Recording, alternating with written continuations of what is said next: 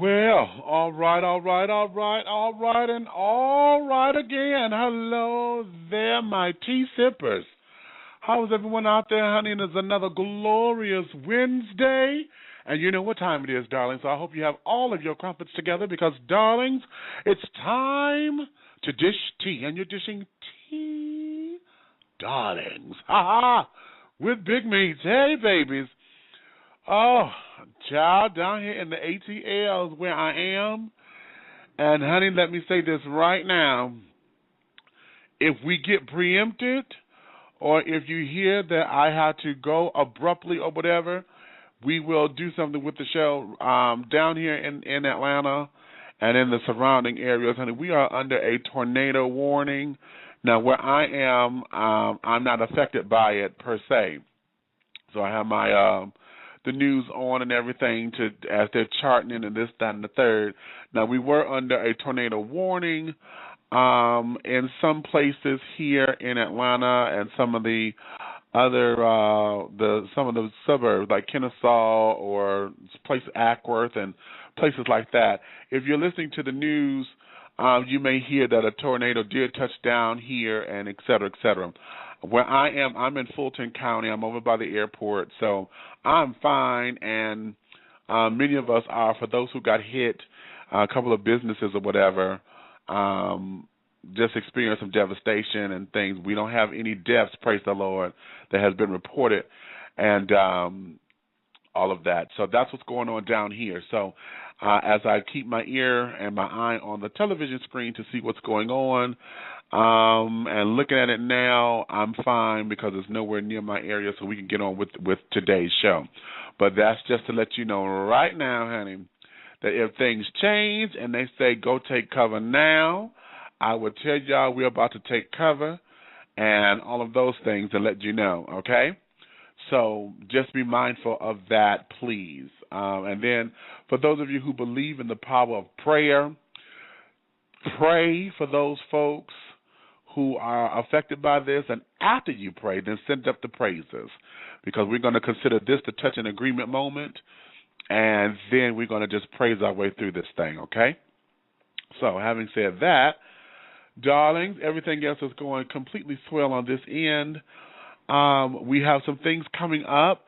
I'm going to announce now that we will be proactively and vibrantly seeking sponsors for my baby. It's been a 20-year labor of love. I've written a play called No Time for the Pain, and yes, we are going to be seeking sponsors and things to help me get this off the ground. By sponsorship, I mean, buying ads and stuff for our play bill. So if you're a business out there and would like to come on board and want to get involved into some theater, this is your opportunity. No Time for the Pain, honey, is a gritty dramedy that deals with all facets of African-American LGBT living, with the core idea of the show being about a young lady who was a good girl, and she finds out some things, honey, along her journey. The log line is family ties are shattered and destroyed when fraternal twins Danielle and Eric confront one another on the issues of betrayal, infidelity, and HIV. Yes, honey. So keep your ear to the ground, honey. I'm going to be announcing that periodically. In fact, on a regular basis, you will be hearing more about that. So with that, for more information, you can go to the website, www.dishingtea.com. It will. I think we have the link up there that would link you over to the No Time for the Pain website that we've recently created, and we'll give you more information on how you can donate, how you can become one of the sponsors of the show. And I thank you and appreciate you now. If you have any questions, comments, or concerns about this show, if you want information on how to be a guest, how to let me know who you want to hear or want me to bring on and things of that nature, again, go to the website, www.dishingtea.com, or you can email me directly at bigmeach, BIGMEACH, at dishingtea.com, DISHINGTEA.com, okay? So, if you're on the computer right now and listening and wish to join in on the fun and want to ask questions or have comments, please feel free to dial 347-205-9183. That's 347-205-9183. When you dial in and you want to have something to say, just press the number 1. You will hear the prompt say, you're in the call queue. Okay, once you hear that, that means that your hand has been raised on my screen. Just hit it once, because if you hit it again, it's going to tell you now you're off the call queue, and it'll tell you what's what. So just hit the number 1 time, and that lets me know that you want to speak. Okay. Now let me go here and put my disclaimer right here. Dishing Tea with Big Meech is for mature audiences, and the language and/or subject matters that you hear on this program are not intended for children or anyone who is not mature enough to handle the subject matter. So, your listening discretion is advised. I'll repeat, Dishing Tea with Big Meech is for mature audiences, and the language and/or subject matters that you hear on this program are not intended for children or anyone who is not mature to handle the topics. So, your listening discretion is advised. I say that because, as you all know, I have a potty mouth. I make no excuses for it. And I'm not going to, honey. I'll be 43 years old in March. And every 4-letter, 5-letter, 6-letter, umpteen-syllable word that comes out of my mouth, I've earned the right to use it, honey, and use it well. I don't know what bag I'm coming out of, honey. Just know that I'm coming out of one. Okay? So with that in mind, honey, I want you to govern yourselves accordingly and listen responsibly. Now is that time. This is your cue. If you're at work and have headphones or whatever, put your headphones on or turn your levels down at a responsible level at work. If you're at home and have children, now is the time to put them over into Romper Room and let them watch, the Dora the Explorer, the SpongeBob SquarePants. Sesame Street was saved, honey, so they could watch Sesame Street and Big Bird and Snuffleupagus and all of those children while you join in here, because this is where the grown and sexy become the seasoned and sophisticated, okay? Because none of you bitches will be calling me, emailing me, writing me, hunting me down at Kroger's, seeing me at Burlington Coat Factory or wherever to tell me that you got demerits, you got rolled up, you got this, you got that, because you did not do your part and govern yourselves accordingly. So consider yourselves warned. All right, having said that, darlings, well, we're going to jump into this. Today, I titled today's show, Pencil Me In, honey, Learning How to Schedule for Success, okay? Now, today, this is going to be one of those shows, honey, I'm excited because, I like to give a lot of motivational stuff, and I want to make sure that we're all moving in the right direction as far as getting together and pulling together information that's going to catapult you into your authenticity, into your greatness, into your successfulness, into your wonderfulness and all of that. And today's show is going to do just that. My guest today has written 2 books, and in the context of today's show, we're going to get down into understanding what this all means or how to put this all together. Now, before I bring him on, y'all know I like to tease you just a little bit. We're going to talk about this, and we're going to get into, talk about some of the things that he's done to make himself who he is and how he's sharing those secrets. So before we get into that, let me pay a couple of bills and say hello to a couple of sponsors. And when we come back, we're going to be talking to Mr. Paul D. Jones, okay? And when we start talking with him, we're going to get into understanding his company's JMG Net Worth, and also myfinancialworth.com. Those are his two websites and things, and we're going to talk about those and get into understanding what it means to schedule yourself for success. So without any further ado, let me say I will see you in 2 and 2, and we will be right back. The Big Brothers Network. Yeah, men of color, men of size. The Big Brothers Network was created to celebrate the larger man of color and those who admire him. We intend to promote a positive self-image within our community and the mainstream population. Our goal is to embrace our differences, to inspire self-love, and increase camaraderie through positive, brotherly interactions. We intend to accomplish these goals through the BBN magazine, local and national events, and networking forums. For more information or to catch the latest copy of the BBN magazine, please go to www.bigbrothersnetwork.com. That's www.bigbrothersnetwork.com. The Big Brothers Network. Men of color, men of size.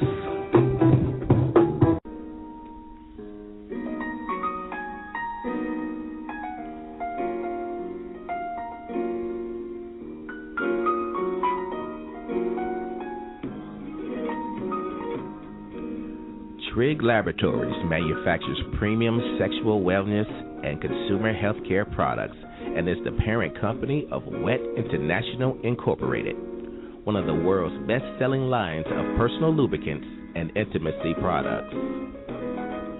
We carry a large variety of personal and flavored lubricants, flavored heating massage lotions, and aromatherapy heating massage oils. Whether you need a little or a lot, Wet has you covered. Our line of high-quality, innovative, and unique products are formulated using only the finest ingredients at our FDA-approved facility, meeting the strictest manufacturing standards. Wet is available worldwide at specialty stores and online retailers and at pharmacies nationwide. For more information or to find a retailer near you, log on to www.stayswetlonger.com. Trigg Laboratories. We create fun, quality, trusted products to innovate your intimacy.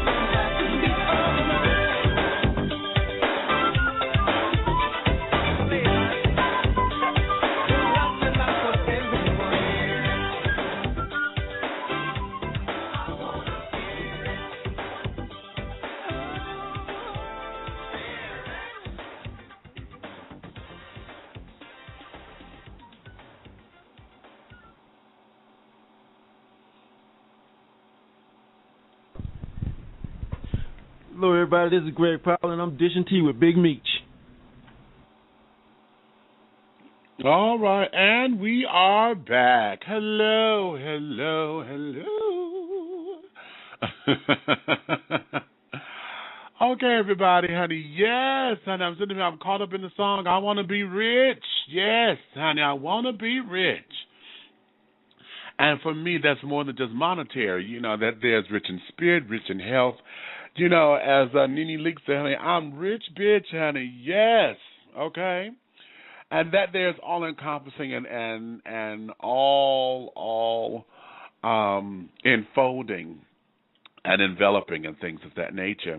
If you're just joining us, honey, and wish to come in on the conversation, please feel free to give us a call at 347-205-9183, 347-205-9183. Now, my tea sippers, today, as I said, today's show is called Pencil Me In, Learning How to Schedule for Success, okay? Today's episode will be packed with knowledge and information that will catapult you along your journey toward financial freedom and independence. As we are adjusting to 2013 and putting some new things and ideals into place, my guest today will give us a few tools that will shake you loose from the drudgery of feeling as if you don't know what to do or how to do it.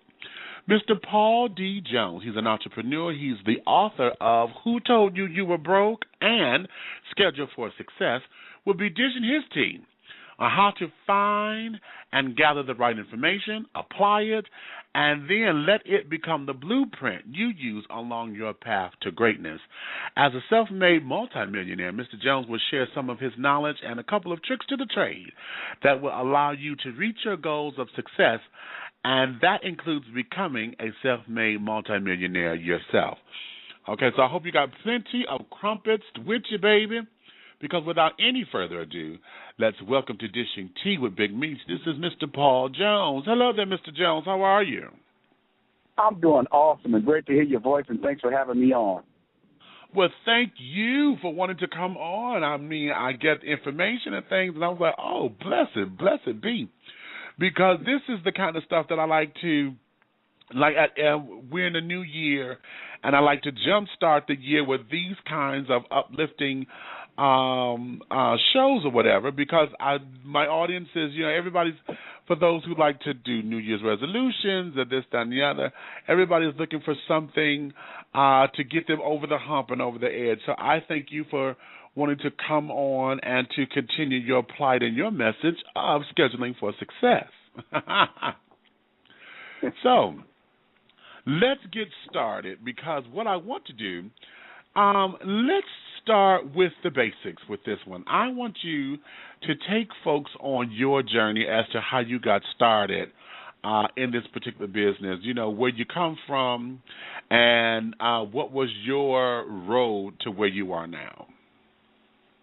Well, no problem. Well, my roots come from down there where you are in the South. I have family that lives right there in Atlanta, Georgia, and my mother's from Mississippi. But I started in Rockville, Illinois, which is by way of Chicago area. So really just grew up with no silver spoon in the mouth or anything like that. We just had to work hard. I went to school in Colorado and got a business degree. But I kind of just tell people, being a first generation of a person that created wealth, as I was the first one, a lot of things I learned through trial and error and through mistakes. And really what I more so now is I just tell people, hey, not saying what I say is the exact blueprint, but I know when I tried it this way and that way, I got smacked and body slammed and everything else happened to me. But it's like a single mother, my mother Betty, who just raised me well. There was no money in the home, but love was in the home. And I think that was the real main foundation of what makes me who I am today. And I see a lot of times when you look at problems in the world, is that what's lacking is love in the home. So because that was there, and I just really was just too afraid to embarrass my mother, so I wouldn't do anything wrong. I'm not saying I'm an angel either, so let's get that out there now. But just a matter of, you know what, I got a business idea, let me go with it. And from there, I just conquered fear. I just got to the point where I just didn't care what other people thought. I knew what I believed in, and I had to go for it. And by trial and error and pushing through, we made it. So the main thing is, writing a plan. I got started, and how I made my first million was actually in the home business industry, with a company called Excel way back in 1997, 98, 99. I remember that. So within 3 years of working with that company, I'd hit $1 million. And then from there, wow. We branched off into the mortgage and real estate industry, and, it just kept going from there. But it's just more or less the principles you keep of patience, and that's really what takes a lot of people out is they don't have the patience that goes with it. They see, when most people see what success is or what their image of success is, which is more important to say, because a lot of times you see the image of success and that person is broke as all outdoors, but they have all the right, name brand stuff on, but right. When a person sees where they want to be and they actually pursue it, they're going to realize that, you're going to need extreme patience because no one just opens the door and just says, yeah, we're going to let you in. You have to fight the battle. But the persistence that really keeps going, they're the ones that makes them get ahead. And I would say that's really what the difference was with me, besides of having strong motherly love. It was more or less that, you have to get strong-minded. You have to, I was listening to you earlier, you got to have your attitude. You have the right attitude. It's like, hey, if y'all ain't ready for this call, you might need to turn away because I am who I am. And that's really a key, is that you got so many people who just won't settle into who they are, so therefore they're always out trying to be somebody else, and that's why they keep failing, but they don't realize that they're only failing because they're not being themselves. I liked that.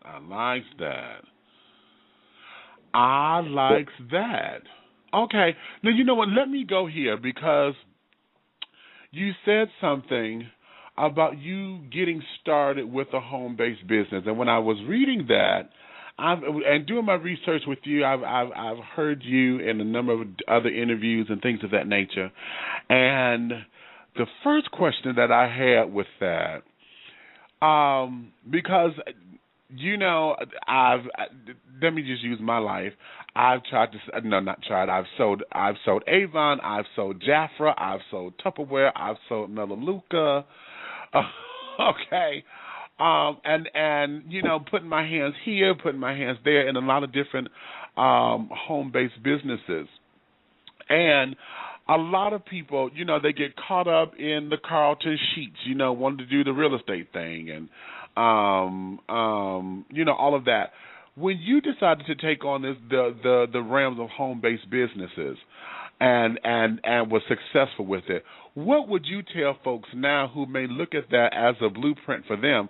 Because when you think about it, for everybody who's in the hood, and I like to use Avon because it's quick to get in. The startup is not expensive. It's only $10 to get started up or to get your materials.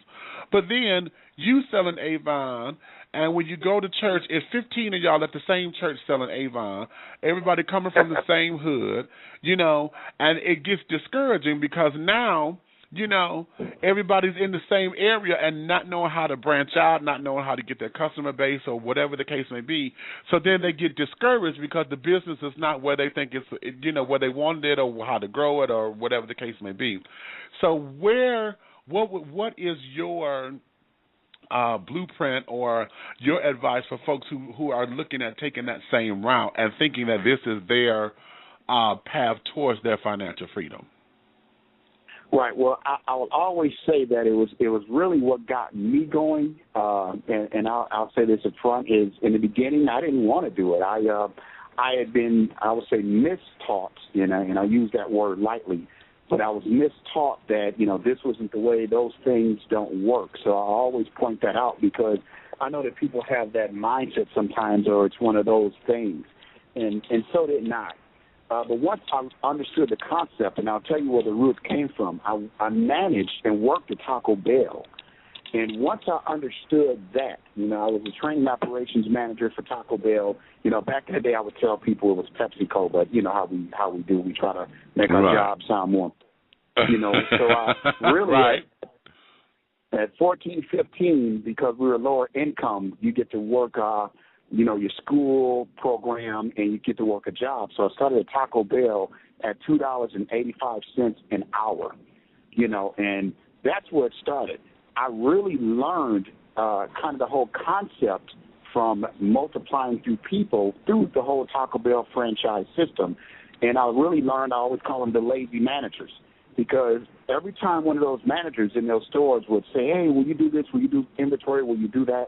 I would say, sure, I'll do it. And really it's because they didn't want to do it, but I was learning.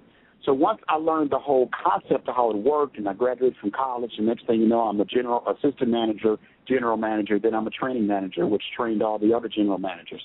So by the time I got into the home business industry, as I said, no, the first so many times that someone had brought an opportunity to me, it was really the fact on the home. My daughter slept on a couch. So, imagine you're 8-month-old, or newborn. We skipped the baby crib thing. It was like you look up and life hits you. And many are out there like that where you just look up and there's life. And, you're in a one-bedroom apartment. We're living very, very, low end. I'll just put it that way. And I just looked at my I looked at my daughter and I just said, you know what? I have to do better for her because I know my mother struggled and she did good by me, so why am I going to go and do backwards? So here I am walking in the big, beautiful Mall of America in Minneapolis, Minnesota, where I reside at, and a total stranger walks up and he hands me his business card and he looked at me. And he turned me off instantly. I always tell people this because I want them to look at things objectively the right way. He said, if you want to make some real money, call me. Well, you got to keep in mind, when you're young, you're educated, you're black, sometimes you get around that group that just because you're black and you're educated, you look up like, well, I done right, I did good, I went to college. And I realized that once life started hitting me, that didn't mean a thing when it came to paying bills and paying your rent and buying a house and buying a car with a warranty, not just a car that Uncle John got to fix down the street. Those things are what drove me. It's when I said, you know what, okay, I'm sitting in my office. A guy hands me get the card. I look at the card, and I realize I want to buy a house. So I only got involved because I wanted to buy a house. I didn't get involved to, per se, really make money. So if a person's reason of why they're getting involved is correct, they will then not feel the pain that you would normally feel because it's like that running back wanting to get in the end zone because you got to win the game. Yes, people are hitting at you and grabbing at you and snatching at you, but you keep thriving, you keep pushing, you keep running hard because you just know what the end zone looks like and you know what that prize is for you. And that was really the difference. I wanted to take care of my family better. I wanted to put my wife and my daughter in a home. That's what actually drove me. So when people, I had to politely move around them.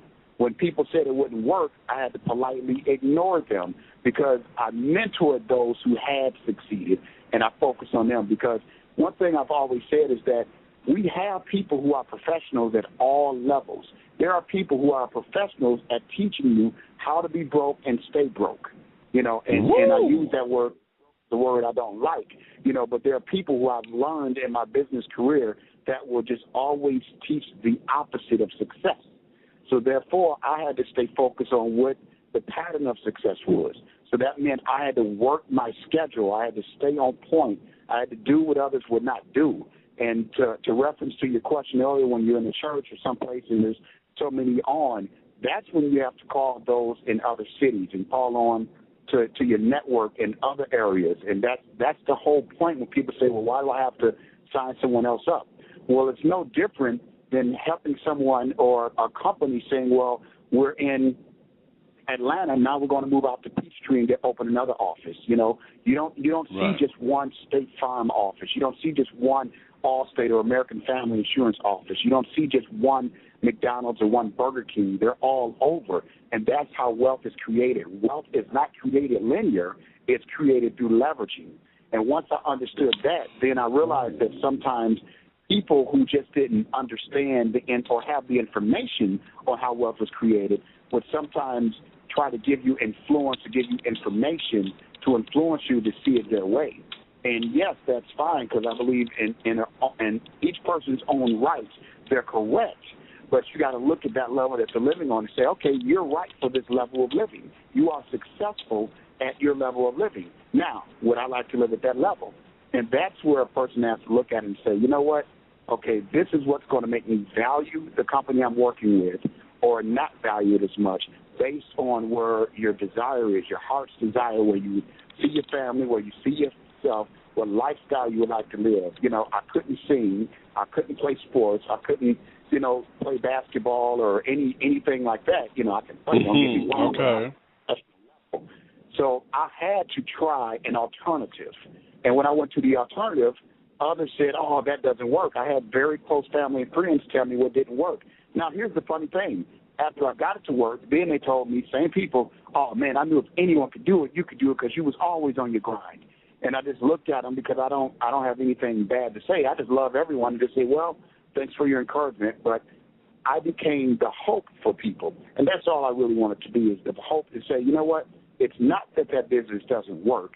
It's more so that whoever got involved didn't understand either the layout of the work that is truly needed, because people say, you know, get involved in this and work 3 hours a week. Well, they're only telling the story of the guy who had already worked 40 to 50 hours a week in that business. So therefore, and that's why I always tell people, no, when I started it, I ran it. If I worked 50 hours a week at Taco Bell, once I became full-time in my own home business, then common sense told me I had to put in the same hours, because I had to put in the same hours to make limited money. Then why wouldn't I put in at least the same hours or more to make unlimited money? And that's exactly what I did. So when I was one of the fastest to make $1 million, not $1 million in sales, but $1 million in your pocket, as a lot of companies would say, well, this guy, you know, made $1 million, but they're talking about sales growth. You know, it's like when you make $1 million that came to you, then that's when all of a sudden the value of what I've done mattered. And I would always tell people that, you know what, number one, when people would tell me it wouldn't work, I would investigate.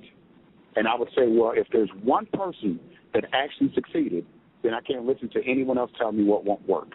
You know, then from there, to manage those restaurants and everything else, I had to schedule. When a person goes to their day job today, they are told what time to show up, what time to take a break, what time they can go on lunch, what time they can do certain things, and they have to even ask for permission for many times of it. So therefore, I realized that, okay, I can't take me being an entrepreneur business owner and then run it like just a person and say, well, hey, I got my own home-based business. I only work 5 hours a week. You know, whenever I ask people all the time, when I hear them, I'm like, well, how long have you been doing it? And they say, well, I just started. And I'm like, oh, you'll be back looking for a job shortly. So they work.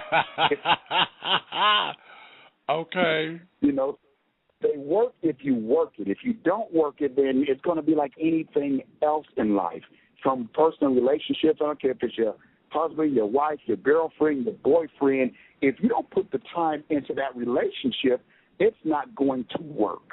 So the network marketing or home business industry, it's no different to any other business out there. You have to put the time in. If you're going to be a hairdresser or something like that and you can do hair good, you got to go get licensed. Then you got to get your clientele built up. You know, and if the area you live in is busy, then you may have to look at moving someplace else. The same business principle applies in the home business industry as well. Interesting. Now, you know, that's the first time somebody said that out loud besides me, as far as putting in the work, because we get caught up in the hype. Like I said, you know, I've gone to seminars. You know, I got caught up in the whole real estate thing, and you buy the program, and like, okay, then we talk about, okay, we can learn how to repair your credit. You can learn how to do this with no money down, and this, that, and the other. And then as you start to apply these principles, then they tell you, well, you know, you could get this done for, you know, just working 2 or 3 hours a day, and then you got the rest of the day to yourself, and you'll be making all this money, and you could buy trips and go here and there, and so they paint this old lifestyle. I get folks caught up in what I call the laziness of business, because everybody think that, okay, if I just work 3 hours a day, then the rest of the day is mine. And that sounds cute. Okay.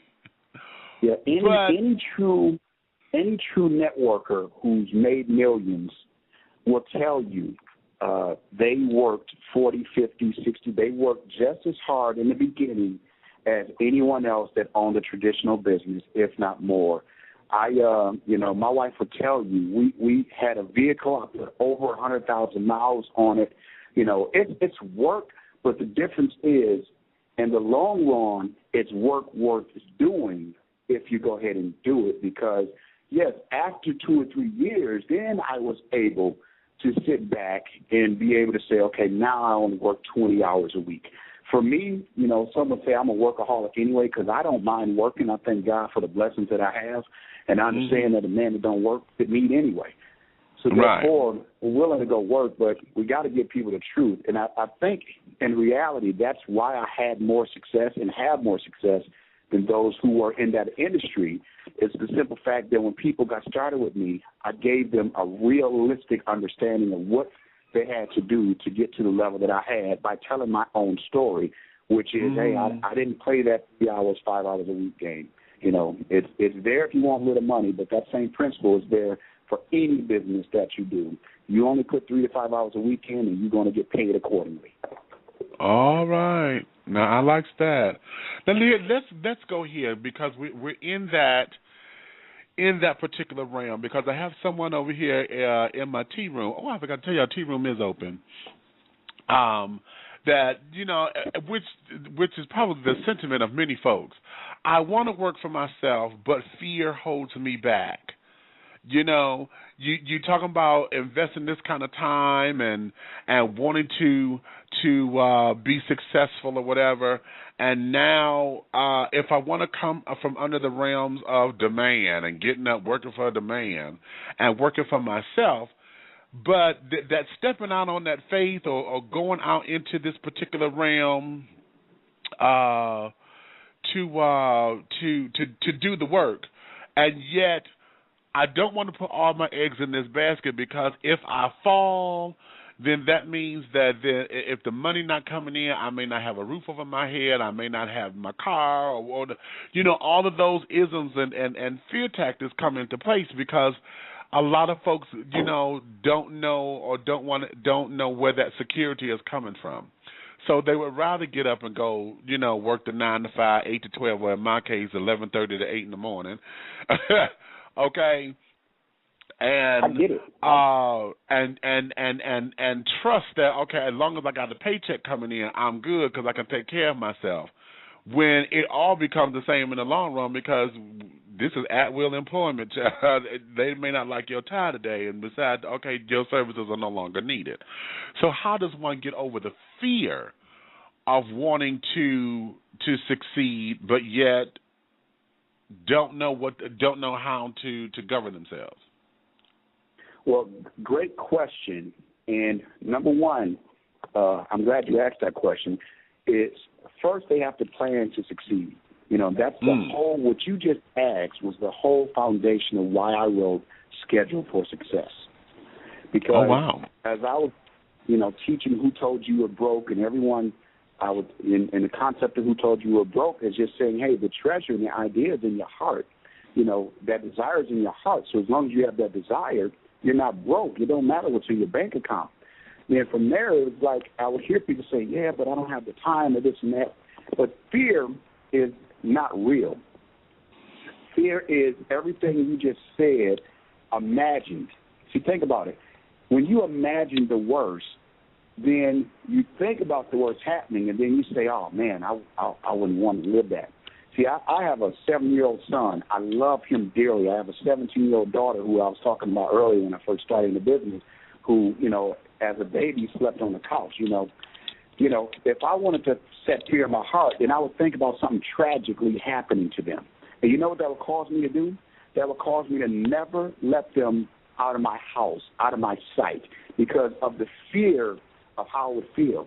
But once you realize that fear is not real, fear is false expectation appearing real, and you realize that fear is what paralyzes you from getting where you want to go, that's actually your enemy. So you have to doubt your doubts and get rid of fear. Now, in reality, it's easier said than done.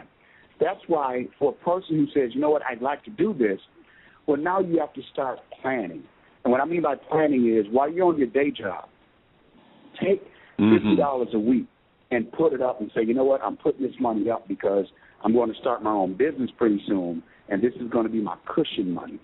So a lot of times what people do is when they make their mind up to go do something, they make their mind up based on a circumstance or a situation that just happened.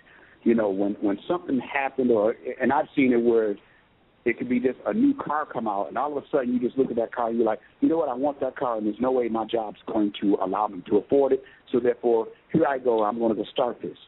And fear of people's opinion is one thing you will always have to conquer. Ooh, you know, and yes. That's the main thing that stops people because they're worried about what someone else is going to say. So I always tell people one of the biggest contributors or one of the reasons I'm successful is that I just really got to the point where I just like someone could call me out my name and I just don't even register it. I'm like, well, whatever, that's your opinion. I got to keep going because you're staying focused on where you would like to be because you know you don't want to be where you are. So when a person really, truly comes to grip and appreciates where they are, because a lot of times we don't want to bash where you are because if you have the day job, keep the day job, do right on the day job, but use that money to be able to free you so that you can go to the level you want to go. So that next year this time, you can say, you know what, I done stored up, 6 months worth of income. Now, or even 3 months worth of income, or enough money to start my own thing where, even if I don't fail, I just lost this little money, but I at least know. And I always tell people, you're going to get two forms of know in life. You're going to get the N-O, which means no, period, or you're going to get the K-N-O-W, which is short for knowledge. So I'd rather know dream is coming than not know because I didn't take action, because I was afraid of getting no's from people. People will tell you no. Let me give you a perfect example. I don't eat at McDonald's. Don't like McDonald's. I like myself boiled, or I'm a Five Guys type of guy. But McDonald's is still a $1 billion corporation without me. So whether I partake, eat their filet of fish, Frosty Cokes, thick shakes, and apple pies or anything, that company is doing great without me. Likewise, just because the person next to you may not be in agreement or think that your ideal is going to work, that's fine. They may not ever buy from you. That's fine. You go ahead and be successful without them and love them from a distance if you have to, if they're trying to hate or stop on you. But you have to conquer the fear. See, my fear now is, and I always tell people, I'm not afraid of death. If I do have a fear, it's leaving this earth, not having my children properly set up. That's the reality. So everything that I do today, I do it with a purpose, and if it has no true purpose that advances life, then there's no reason to be doing it. So that's where, people have to... You better say that. Wait a minute. He said if it don't have no purpose to advance life, then, child, that just floored me. I love that. I love that. That just floored me. Go ahead. I didn't mean to stop. That just floored me. Go ahead. Well, thank you. I appreciate it. I just want people to really see that they can do it, but there's always going to be somebody else who is not going to agree with you, who's not going to support you, anything. It's simple as that. I live in a very exclusive neighborhood. There's a lady on my block. I lived here 11 years. She barely speaks to me, and I've never done nothing to her. And I just say, and I even tell my son, he'll be referencing them sometime, and I just say, man, just love them. If they don't want to be with us, it's like they're trying to figure out how someone that looks like us live on the block, and I'm getting him to understand how the world is without getting judgmental like the world is. You know what I mean? Oh, so, that's good. Mm-hmm. Likewise, as we're teaching freedom for the future, we're going to deal with idiots and idiocies or whatever from the past. Mm-hmm. So we have to make sure that we're training our thoughts, training our minds, creating our schedules, and making our goals set for the future. And I tell people as we just came into a new year, I don't make resolutions. I stopped doing that. I make reservations. I know where I want to be at a certain... Wait a minute, you are just giving me lovely old quotes. I don't make resolutions. I make reservations. I'm putting that in the tea room. That is a quote that's going on my Facebook page, too. Okay. Absolutely. I love that because I stopped doing resolutions a long time ago as well because I think resolutions are the setup to failure because most of us just doing something and saying something just to make it sound good. Oh, child, I'm going to lose the 10 pounds and it's going to be fabulous. I get into my bathing suit for the summer. And I think what happens is that we end up placating into a lot of rhetoric, because the discipline is never there. And I think that's one of the main things that I'm hearing with you. A lot of messages that you have said in Fuel in a Moment are things that we do in certain parts and in certain areas of our lives. Take the whole idea of loving from a distance. We only hear that phrase when it comes to matters of the heart, being in a romantic relationship, or, dealing with family and friends, somebody that did you wrong or whatever. And so you want to cut folks out of your life to bring about peace or whatever. But we don't hear that when we talk about in business, when we talk about in finances, when we talk about in any other parts of life, because we don't seem to take the lessons across the board. And I love that. Love from a distance. What you say, okay, I may not eat at McDonald's, but that business is still thriving without me. They don't find a way. If you ain't going to eat here, somebody going to come and get this little 99-cent burger and fries and things, the little Happy Meal and call it grace. So just because you won't, don't mean that nobody else will. And I love that. I love that. So I think, let me go here, because would the question then become, no, wait a minute. I'm trying to. I want to word this so that it ties into all this, because I think are we then saying that are we in a put up or shut up kind of a deal? Either do it or get off the pot or whatever. What is it that becomes the mantra? That can start the foundation of breaking the fear? Well, that's a great question. One is belief that you can do it. Once you believe that you can do it, the fear is going to be there. Sometimes you have to doubt the fear instead of doubt yourself. You have to go ahead and do it. It's like, hey, people can make it and people have made it. But it just takes a little work. It takes a little effort. And, we said it already. You have to conquer the fear of man's opinion, because most things that stop people, and if you really listen to them and say, oh, what will the neighbors think? What will these people think? And I said that in the beginning, too. And I sat across the coffee table with people, and I'm showing them, hey, how you can get started when I worked in the home business industry. And then, they would say, well, I don't know if I could do this. What would our friends think?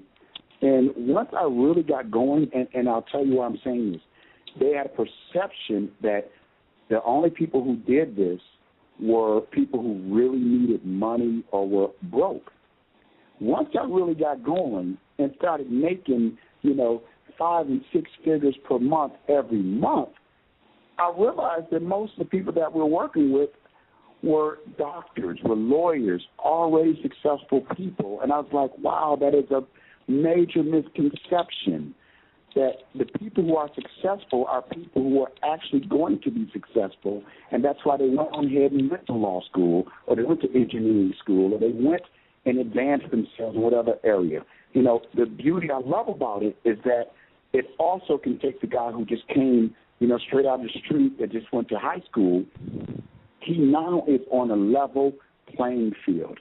And that's what we're really talking about, is sometimes people don't want you to know that they can't do something, because everything goes off of your name or who you know, and that's how you got the hookup. But when it comes to business in the beginning, you have to do the sweat equity on your own, and you have to have enough charisma, you have to have enough drive to go ahead and do it. See, it's the fear of not being accepted is what stops people. But people will always, they will always accept you if you show that you're true to the heart. They will always respect a person that is real about what they're doing. And that's if they're true about it, it doesn't matter. It's you can be. I've met people in different religions, but because you can tell that person's serious about what they're talking from the heart, you can't do nothing but respect it. So take that from the heart mindset into your business. And when you see somebody, you may not even have the money to start the business, but when you start speaking about it and show that you're passionate, someone with the money may be listening and say, you know what, you're very passionate about this. I have the money to help you get started. So everything starts in the foundation of that belief in your heart. And when you believe you can do it in the beginning, then it's going to be obstacles. There's going to be, times that you're going to fall. But, that's what success is. You fail and you got back up. That's all. I've slipped and tripped and failed. I've made millions and lost it and got back on a horse and made it back. And I tell people the truth. They look at you and they say, oh, you've done this, you've done that. And I say, well, a lot of stuff I'm telling you also is from where I failed and where I made the wrong investment. So therefore, when you get things going back, then you can say, hey, hold on. Common misconception. You can start a business and day one it's going to work. No, day one, you go to work. Day two, you keep going to work. And you keep going to work. And eventually, someone's going to notice, and they're going to say, you know what? This sounds crazy, but this guy is doing it. When you read the story of the Google guys, when they started it, the first person talked to about was, a major internet person. And they said their goal was to download the entire internet so that if anybody wanted something, they would have to come through them. They would be the internet themselves. And here we go, look at it today is kids don't say research.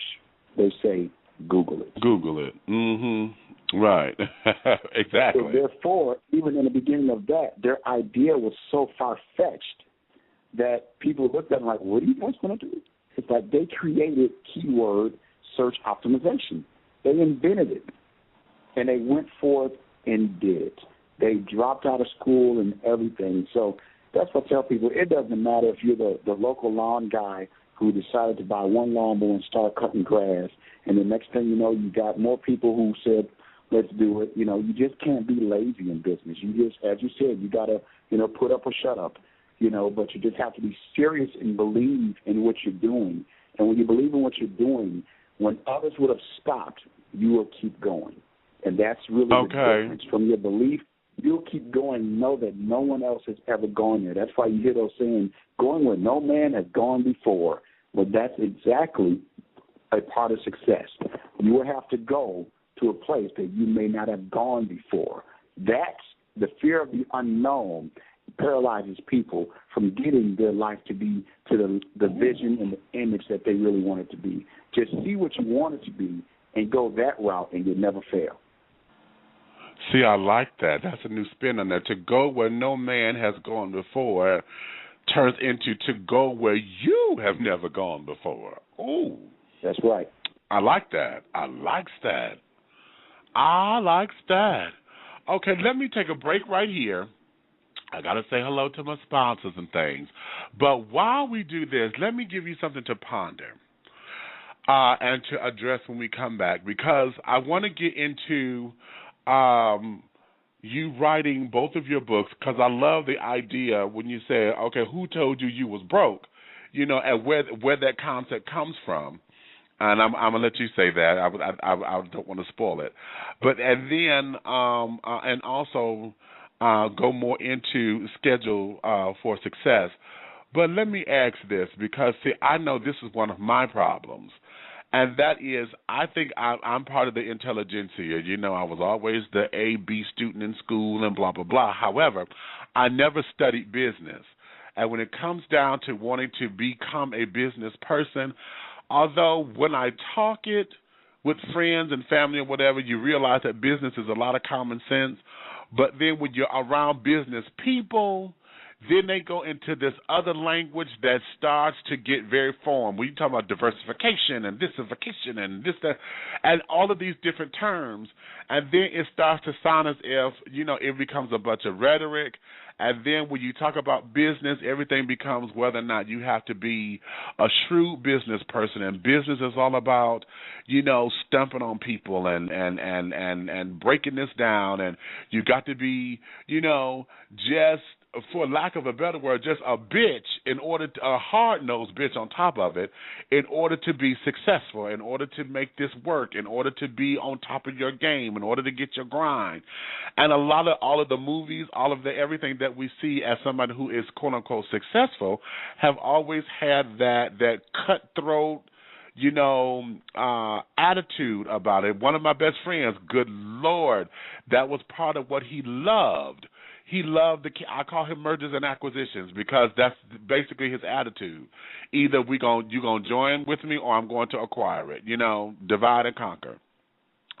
So, when it comes down to wanting to get into this, and I think that goes into that fear aspect of being intelligent enough. Am I smart enough? Am I this enough? Am I that enough? Because when it comes down to business and wanting to be serious, unless you're talking the game or got the gadgets, because now you're not serious in business unless you got the smartphone and this phone and the iPad and this, because now these have become status symbols. What does all that mean in the whole scope of this? Ponder that. Let me pay a couple of bills, and we'll be right back after a word from our sponsor.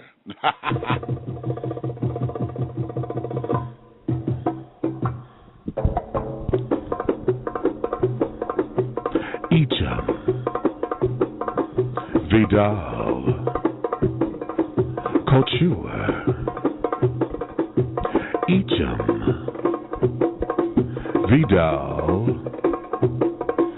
Couture.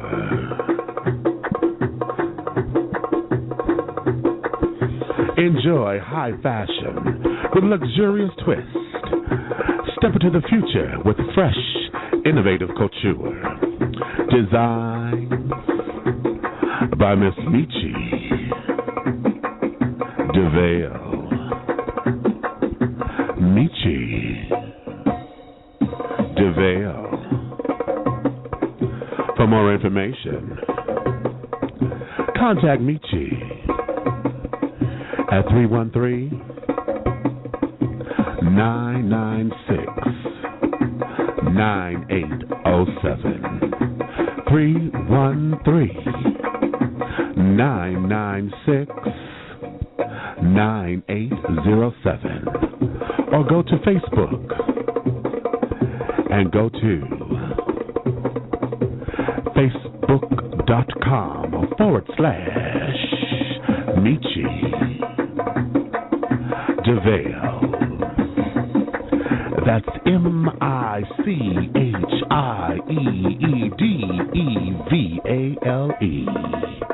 Michi DeVale, Echam, Vidal, Couture.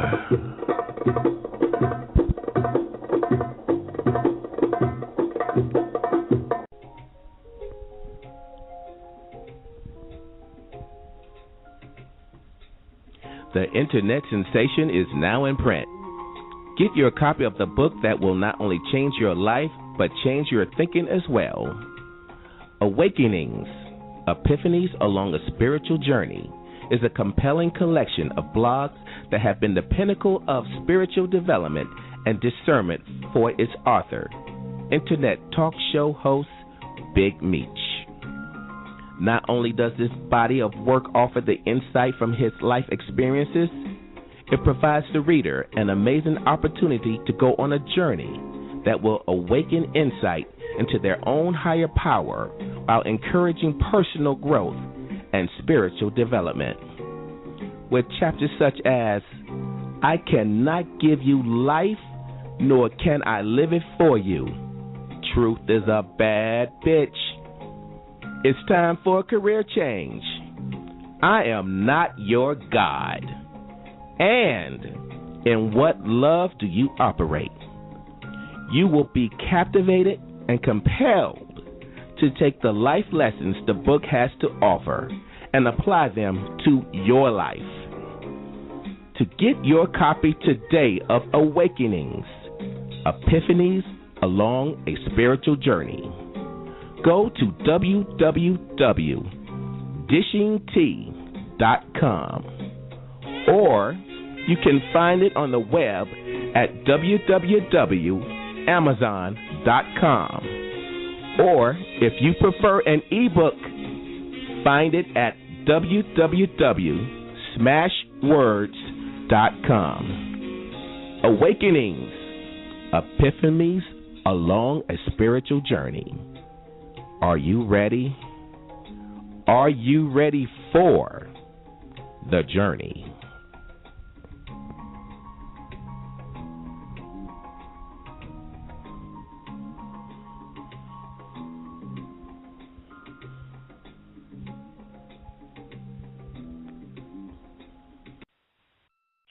Hey there, all you tea sippers. This is Big Daddy Tony Brown, and on behalf of Big Brothers Network and Big Boy Pride, I would like to wish Big Meech and Dishing Tea a very happy anniversary. Here's to much success and many more. And we are back. I thought I had a regular drop for Tony, and I just had my anniversary drop for him, and I wanted to play that so y'all can hear his voice because it happens to be Tony Brown's birthday. So on behalf of Dishing Tea with Big Meech, one of our sponsors over there with the Big Brothers Network, we want to give you a wonderful, wonderful birthday shout out, dear old Big Daddy Tony Brown. Okay, we are back. All right, now let's get into this this whole genre, Mr. Jones, and let's go into that whole idea of the concept of being business minded, okay, and being business minded, how we go from the whole thing of who told you you were broke to being another business to say, okay, now I'm learning to schedule for success. Because as I said before the break, you know, many of us get caught up in wanting to make sure we sound right, we look right, that the business is taken seriously, or even if we're not in quote-unquote business, we are still branding.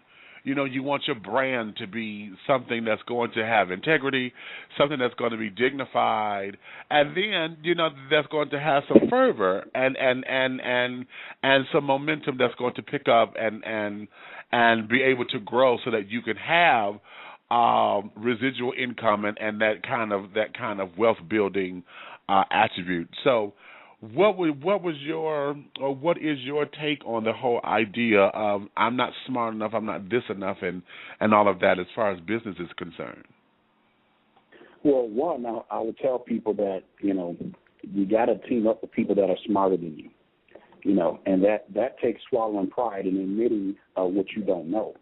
You know, I've always said that wherever you're short, find out the person who does know so that you do know. You know, so it's really no excuse in today's age for not knowing. It's just a little pride, you know. So pride is a part of it, and you just have to be willing to swallow pride and just say, you know, I'll ask people sometimes, they'll say a big word. I'll say, excuse me, what does that mean? You know, okay. I'm not, as I said before in the beginning, you know, when you don't have that, when you don't function with pride, meaning you don't have the fear what the person is going to think of you. If you're doing something, you're trying to get a good understanding. You know, don't be afraid to raise your hand. So even in the business world, in the business life, don't be afraid to raise your hand and say, hey, you know what? I'm not quite sure what that word means, or I'm not quite sure how to do that. You know, and I'm not an accountant, so I hire accountants. I'm not an attorney, so I hire attorneys. You know, and in my office today, we have, you know, the lady that runs it has a master's degree in business. I don't have that. You know, when I come with an idea, you know, sometimes I'll put it down and say, hey, this is what I think. This is what I'd like to see this, where I'd like to see this be. What do you guys think? You know, and really when you invite people in to add their opinion and you take the information you want, And then sometimes it influences and advances what you have. They may say, you know what, yeah, that's a great idea. And you can also do this. And you say, man, I didn't think about that. Awesome. So you have to be willing, to learn more. And then one thing you said earlier before the break is, that I want to point out is that there are different types of business owners. You got the business owner who really, they own a job. What I mean by that is they know what they want to make. They are okay. They've set their sights on making sure that the bills get paid every month. And the minute they hit that number per day, they're done. So I got a close friend of mine who's a barber. If he needs to only make $100 that day, he would tell me, hey, bro, I'm done. What you doing today? I made my money. And I'm like, so it's 2 o'clock. You made $100. You're not going to stay in for the rest of the day to make $300-400 more? And I'm like, and he's like, no, that's why I do it. And I'm like, as long as you're happy with that, go ahead. But that is a business owner who owns a job. If they're not working, they're not getting paid. And some accept the point of view of saying, you know what, this is all I need to make per week. This is what I'm going to make. Then you got the business owners who get it, who have set higher goals and higher plans. Those ones have to have a schedule. Those ones have to be committed. Everything that I spoke about earlier about, being committed, not having pride, conquering fear, having a well-written-out plan and then going forward and executing that plan, they have to do that. And then once you get that plan working, you must be willing to share it. That sharing part is where so many people fail because they just can't let go. You have to be willing to say, hey, you know what, we got to open up a new store. We need to branch out and go from there. And one thing I want people to realize, and you have greedy people who are business owners too, and they just could care less about you. So that also does exist in the business world, that it's all about the almighty dollar. They don't care if they shut your company down that will close the whole neighborhood up. Yes, those type of people exist. So always tell people to examine the heart of the people that they're going to work with and then choose accordingly from that point. And then as long as you are happy, and especially I've learned this from dealing with people in the stock market, is they told me, Paul, you never want to chase stocks. They said you have to know what number when you first bought that stock. You have to know what you want it to be at, and you set that point. When this stock hits this point, sell it. Because if you don't, then it'll go down, it'll go up, or it'll go past that, but you don't have an end date. So if you don't set that point of how much you really are wanting to make, you don't actually say, well, this is what I'm scheduling for, which is why I say I make reservations. I know where I want to be, and I know what time I would like to be there. So my schedule works that way versus doing it on a resolution. Then you just put it out there with a big blah and just hope it happens and say this is what you want to do. But there's no written down committed plan to get there. So most people with resolutions have no committed plan to follow it. There's nothing to hold them accountable. When you make reservations, everything about a reservation, if I'm in Atlanta and I'm saying we're going to a nice restaurant, we have reservations for 8 p.m. tonight, that means everything that you do throughout the day, it must fit into the schedule that has you showing up at this appointed time by 8 p.m. So that means you could be down in Macon, Georgia. You could be over in Augusta. You could be wherever you want to be. But if you are on that reservation list by 8 p.m., you have to schedule yourself to make sure that you stop doing whatever you need to stop doing and do what you need to do to show up where you need to show up at that particular time. So when a person knows where they want to go, they will eliminate all the riffraff. They'll eliminate their schedule being ambushed. You know the old saying, look what the wind has blown in. They'll eliminate all of that because they know that, oh, I'm sorry, no disrespect to you, but I got some place to be at 8 o'clock tonight, so I have to leave right now or I'll be late to my appointment. And that puts value on the appointment. So it's like being on the call with you today. That was scheduled. If I had not scheduled it, then it would have been devaluing your time, devaluing what the privilege that I could have to speak to you, but because it's valuable to me, then I schedule to show up here at this appointed time. So now when we expand that out to whatever a person's doing, if they say they want to lose weight, and, people just say to blanket number, I want to lose 30 pounds. It's like, great. Well, actually, you can lose 30 pounds in the next 3 months if you consider which plan you want to work on. There's a 3-month plan. There's a 6-month plan. There's a 1-year plan. But you have to get that plan and stick to that plan and do not negotiate away from that plan. Now, when you take that into personal relationships, it's like, great. If you don't schedule time in that relationship, you're going to be in trouble. Simple as that. So all of this eventually comes home and breaks down to what you do every second of a minute and every minute of an hour and every hour of the day. Once you realize that all of your time is valuable, then whatever you put on that schedule must also have value to you. Say that. Wow. If you allow things on your schedule that you don't even value, then what's the point? It's disrespectful to whoever you allowed on the schedule that you're not even valuing. It's like, yeah, I'll take a minute with you.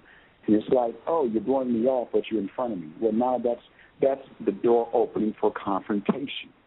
So when a person is scheduling their life for success, they are scheduling harmony in relationships. They are scheduling finances in their bank account. They're scheduling study time so that they can know better and how to do things. Because, yes, like you said prior, business is common sense. However, common sense today sometimes isn't so in common when we're dealing with people on a broad basis. So we have to get in business with people who are common folk to the destiny of where we want to go. So that way we're all headed the same direction. And when you do that, that's how you see the underdog team come from behind and win, is that somebody in that huddle or someone on that sideline or that bench says, you know what, we're not going out like this. Guys, let's get together. And they look each other in the eye and something happens. And that's when you hear people say, man, they had heart. When you let your heart in it and you start going, man, that changes the whole ball game. And you then make people respect your schedule also without you even trying to point out that. They just know that it's like, well, if you're doing something for so-and-so, you have to get on Dr. So-and-so's schedule.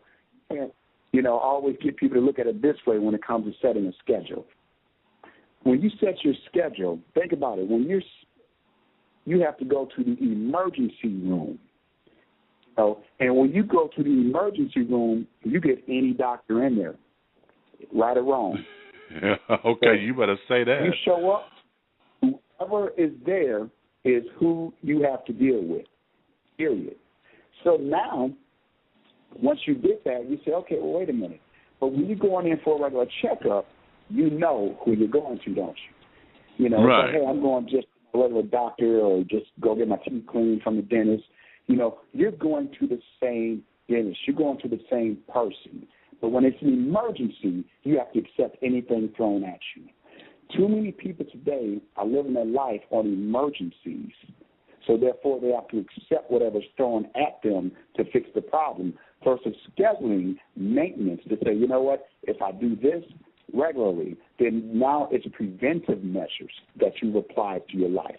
So when you plan your daily budget, which is my company, My Financial Worth and JMG Net Worth, today we teach people you plan your daily budget. Well, that's also a preventive measure from ever being broke.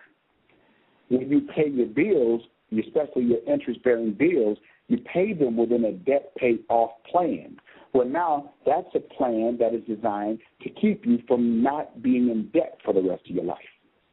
When you monitor your credit and you know how credit is working, now that's a plan that keeps you from being oppressed by the oppressor based on a number that you don't even know about. But when you know the number and you know how to fix that number, then the oppressor can't judge you as bad. And therefore, so if a person don't understand taxes, they're going to always end up in trouble. So therefore, if a person today wants to create wealth, 4 elements of wealth, that they must understand is taxes. Get it down, get it understood, and that means keep a good tax person in your circle. 2, debt. Make sure you're paying your debt, not just paying the regular bill, but pay it off. Don't make payment arrangements. Pay that stuff off. So when you acquire more debt, even when you acquire the debt, you'll know that debt is only limited versus accepting the lifestyle of being in debt. I want people to accept the lifestyle of being debt-free because you cannot create wealth with debt. You can only create wealth when you are debt-free. That's why we have the daily budget tracker, and then you monitor your credit and repair your credit and keep your identity protected. So My Financial Worth is my company. I put it together just to help people get ahead in life and schedule success in all areas of their life, because I always have people ask me, man, how did you do this? I'll tell you this, that all those services exist from my own mistakes. Most business people won't tell you this because they just want you to see them on the good light. Right. Advice and counsel side, because I made so much money. When you get to making 7 and 8 figures, the next thing you know, Uncle Sam comes in and says, I need my cut. Then you're like, oh, well, I didn't realize that because I was always working a job that took the money first. So then when you don't get offended by the situation, you learn from it, and then you grow into it so that you fix it. So now that the problem's fixed, I can go and tell someone else, hey, make sure as you create your wealth, make sure you have good tax situations going on, good bookkeeping, good daily budgeting, so that everything goes right for you. So therefore, I also got to the point where I had so much debt that I couldn't breathe. And I'm like, man, how when you have your debt be $30,000 a month, and you're like, how the heck, if I'm making double that, it's like, who has that? So I fixed it by understanding how to pay it down. Then realizing that sometimes you get to the point where you keep a lot of money in your pocket just out, and before you know it, the weekend has went on, and people come out to eat with you, and it's funny. People who normally would go to a nice restaurant and order the simple things on the menu, now they order the most expensive lobster and steak because if you don't stop playing, okay. So therefore, I would realize that sometimes in a weekend I would be spent $2,000 or $3,000 just on food out with friends, taking them places that they never probably would go to normally. But then I was looking at a month, and I'm like, man, I just spent $12,000 to $15,000 on food, going out to eat to nice places. And I said, you know what? Let me fix this because I'm living an ignorant man's lifestyle. So when I started working within a daily budget tracker, now I do everything designed on a budget, and now it's just a matter of just saying, hey, here's my budget. So sometimes people say, hey, brother, I need this and that, and I'll just say, no, it's not in my budget. So when you start budgeting, all of your assets, all of your wealth has a plan for something bigger at that reserve date that you have already set.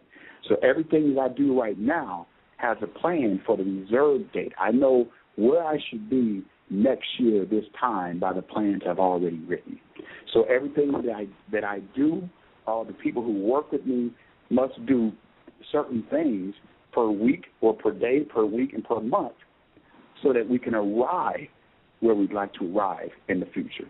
And that's the difference. So who told you were broke, you asked about?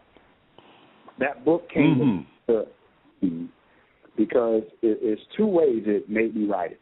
One, I was with a group of folks, and we were, in some store or something, and they looked at the price tag. And one of the guys, dropped the price tag and was like, man, I'm broke. I can't afford that. And everybody laughed. And from that point, sometimes it's a normal situation for everybody to laugh. And I thought about it for a month and said, wait a minute. That's no laughing matter because somebody else can afford it. And then I'm like, who actually told you were broke? Because this was an intelligent young man that said this. And I'm like, who told you were broke? So there I'm reading the Word of God. And you're looking at the Bible, and you're seeing the whole story of Adam and Eve. And, Adam and Eve, they done ate the fruit, the forbidden fruit. They're hiding out. God's calling on to them and saying, Adam, where you at? Adam, where you at? So when he finds them, I always give people the Paul Jones version. I paraphrase, or like Jesus did in speaking parables. So when he found him, he's like, hey, did you hear me calling you? And he said, yeah. but I hid because I was naked. When you understand that God's only thing, he didn't question anything else. He just said, who told you were naked? It was no longer about him hiding. It was no longer about him responding when he was calling them. Everything changed, and he just said, wait a minute, forget all the other nonsense. Who told you were naked? Right. And right then and there, when I read that, and at the same time, somebody laughing about being broke, and I was like, who told you that? Because the person who told you that hates you. We're carrying on the legacy of what hate produced. So therefore, when we say because of my skin color, I can't do that. So that person hated you because of your skin color also, and they enslaved you. So you really believe that? You were taught not to be able to read, but you can read today. You were taught that you had to sit in the back of the bus, but today you can sit in front of the bus. You were taught that you couldn't do certain things, you couldn't be president, but today a black man is the president. Who told you couldn't? When a person goes and researches their history, and it goes all the way back, and you'll see a demon. You'll see something demonic, something evil, something that didn't want you to succeed. And then you'll say, wait a minute, aha. And I tell people, you're going to have your aha moments. You start functioning more intelligently. That's when you understand that the idea was already given you. Success and freedom was already given to you. You just have to navigate to it. And when you're doing navigation, if you take a big boat and they navigating through, they're navigating from the iceberg. They're navigating from the other big rocks and the stones that are underneath the water that nobody can see. Well, you're going to have to navigate life. So when you're navigating through what you're going to go through, you're going to hit some bumps. You're going to hit some things. But who told you couldn't make it? Don't listen to them. Listen to the power that told you could make it. So therefore now, when we understand from the abundance of the heart the mouth speaks, then you speak good things from the heart. Your treasure is in your heart, not your bank account. That's why you hear the stories of immigrants coming to the U.S. with nothing or a few pennies in their pockets, and then a few years later they're multimillionaires. Exactly. You know why that is? Because they came here expecting to succeed. So therefore, the image that they had of Americans was nothing but success. So therefore, they stepped out and they did everything that they thought they had to do to succeed, period. So therefore, they're successful. People need to just fix that. They need it, that are sitting broke right now, because a lot of times people joke and say, well, my bank account told me I'm broke. And it's like, I'm not talking about that. We got to think deeper. It's what's your idea, what's your heart. Even if you work a job, because everybody is not an entrepreneur, but you can work that job so good and be so valuable at that job that when it comes to laying people off, they will always overlook you, because they'll know that you are a person that's up to work on time. So even in the book Scheduled for Success, it's not all talking about entrepreneurship and business ownership. It talks about, hey, you know what? Appreciate that job. Be the person that the owner knows deep down that, hey, we can't let this person go because they've helped us get to this point, where they'll want to give you a percentage of the company if it's a small enough company. And if it's a super big company, you'll just know that your security of having that job is there based on your own good scheduling ethics. Okay. So when people get the mindset, who told you you're broke and Scheduled for Success, they combine together to help people really succeed at whatever level in life they want, and realizing that there are stepping stones that you have to take. It doesn't happen overnight, but the good thing is it does happen. Okay. I'm on your website, www.pauliejones.com, and you have a quote up here that says, don't let someone else's frame of mind frame your mind in. And I like that. Let me play devil's advocate just for half a second, because in the guise of wanting to be your best on the job and being your best, how does one do that without brown nosing or without feeling as though it's taking those? Is that part of that demon when we sit down and look at it? Part of the evil to feel as though these are, the backstabbing ways to get ahead, because not a lot at of all, folks. not at If they You know, have a to lot do of that, folks all feel as that though. means, Go ahead. it just means they don't have nothing to offer if you got a brown nose and kiss butt. You know, it just means you have nothing to offer, so you have to go at that route. But if you are just doing your job, what you're brought on for, and you're good at your job, and you're serious, and you take, see, here's the difference. We have to fix the wording that we say. Because when you, number one, I could say, never play devil's advocate, because I don't want to be an advocate for him in no way. But I get the point. You know, but we got to realize that that job works for you. You don't work for that job. People who get caught in situations at the job and get worried about the job, it's because they work for that job. But when you fix your mind and say, wait a minute, this job works for me, then you can fire that job. When that job don't treat you right, you can fire that job. But you do I like that. See, Taco Bell worked for me. I didn't work for them. Remember what I said earlier in our call? When the lazy managers did not want to do their job, I said, I'll do it. So they taught me inventory. They taught me how to do bookkeeping. They taught me all those little basic things. These 16-year-old kids who could be at Chick-fil-A, Burger King, McDonald's, you know, you name it, all these other little restaurants, get up in there and do your job. But you're really being an apprentice. You're saying, you know, how does this thing function here? How does this work? Show me how the whole thing works. I want to know everything about it. Because once you get out of that place, you got to realize that it is a successful business entity. So therefore, mentor it. Have it work for you. So then wherever you go, your talent is always your talent. Your gift is always your gift. Your knowledge and wisdom is always your knowledge and wisdom. So wherever you go, you can put it on display, not by just talking about it, but as we say in the street, being about it. Because you don't have to brown nose or kiss butt or anything, because you actually know what you're doing. And you're good at what you're doing because you paid attention when things were going on. And when you pay attention, things start working for you. If you're not paying attention, you work for things. Dig it. Dig that. Okay. Now let me go here. There's a question in the tea room over here about you taking your knowledge and teaching children. Do you go into schools? I know that you do lectures and you do public speaking across the country and things. Does that take you into schools, high schools, middle schools, or public forum seminars where you're teaching that to youth? Because I see you have a DVD series of what you and your kids need to know about credit. So with that, you know, is this information kid-friendly or taught in a way that younger folks will understand it? I teach it from a junior high level on up, even through the churches. You know, from junior high, and when I say junior high, is those 6th, 7th, 8th graders, because they're at the beginning. That's when the grades really matter.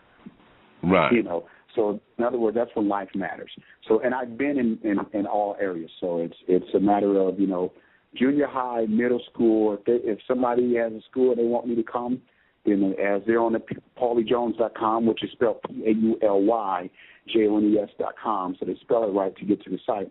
Just send an inquiry, you know, let me know where it's at. We work it out. I get there. And that's my passion. You know, my day job, if you call it, you know, is JMG Net Worth and running that company and helping entrepreneurs get started to live a fabulous lifestyle. You know, my passion next to that is showing others how to get ahead in life in whatever they want to do in life. Because that's what I wish someone would have been for me at a younger age to my mother. So where I'm at today, I feel like I could have done it 10 years sooner had a successful entrepreneur with an open heart without a hidden agenda to pay them, you know, some crazy amount of money. I don't do nothing, you know, just for the sake of it, but I do things, and I'm a philanthropist, and I want to sow seed into people's lives the best way I can, you know. But I do it with no hidden agenda to help people get ahead, and I only can speak on what I've been through. That's what I tell people. I made millions, lost it, got back on the horse, got to riding. Had tax issues at one time, fixed it. Had debt issues at one time, fixed it. Had balancing my daily budget issues at one time, fixed it. Had credit issues at one time, burnt up credit issues, I'll say, at one time, fixed it. So therefore, now that I've fixed all those issues, I'm more into preventive measures to say, hey, don't make this mistake. Don't do it this way. Don't do it that way. And yes, anything that you see a platinum rapper have today, I have too. So, and then I don't have a platinum plaque. I just have a company that succeeded, and there's some principles that I stood behind and I followed, and God has blessed us from that point on.